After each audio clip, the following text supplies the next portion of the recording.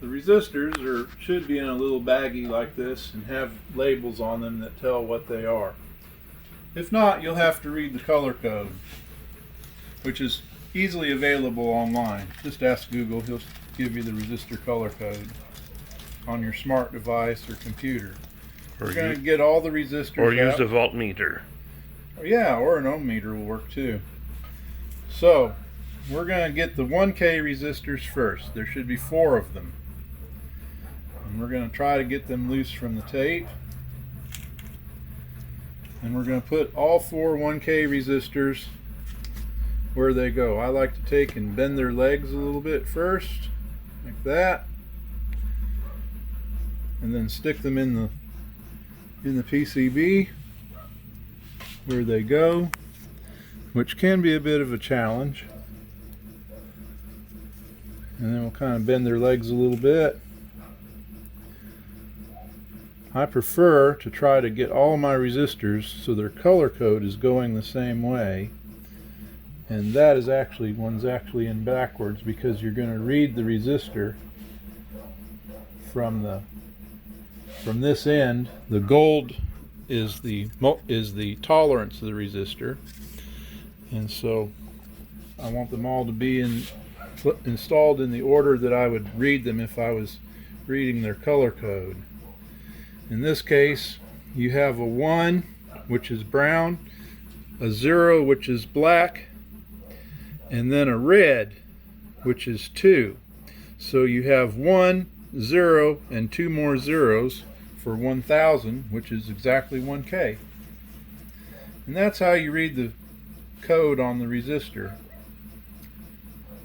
So black, brown, red is 1K, and the gold means it's a 5% resistor. Your resistors may be a little different. They may end up being in the kit a blue resistor that has some extra bands on it, and the extra bands could be a 1% resistor or a what they call a metal film resistor. These are plain old back in the day carbon resistors. They're just fine. They're what made everything work for over the years. I like to take a little piece of tape and lay it over my resistors. That holds them nice and sturdy while I get ready to solder them down. And at this point we can solder these down, or we can put the rest of the resistors on the board and then tape them down. There's our 4.7K. This provides what they call a pull-up for the Dallas device, which is a temperature sensor. If you got a unit that happens to have a temperature sensor, you'll need this one. Like I said earlier, I have in the past been in a hurry and forgot to put this resistor on one and had to go back and do it again. So we're going to make sure we get it this time. And then we have our 470 ohm resistors. The 470 ohm resistor is a pretty standard resistor, and it's used to observe the current limitations of a microcontroller input or output. And once again, I'm going to make sure that the resistor is placed into the PCB in the order that I would read it with the gold band on this side.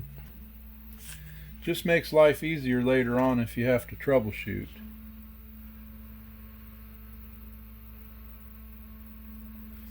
And one goes here.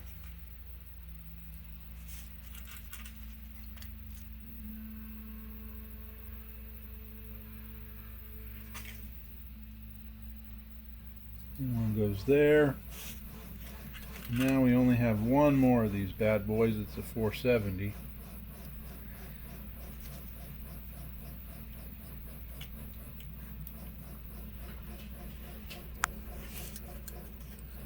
Just like that. Now, the only three that we have left are these 100K resistors.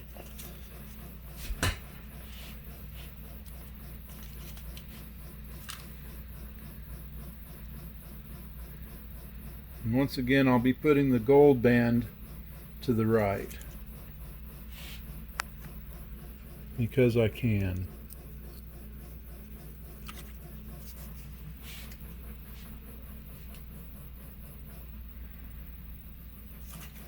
And if you happen to not put the gold band to the right, don't worry.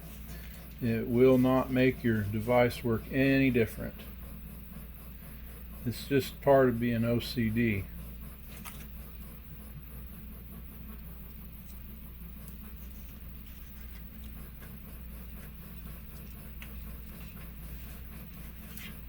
And then I'll get a little dab of tape, cover them up,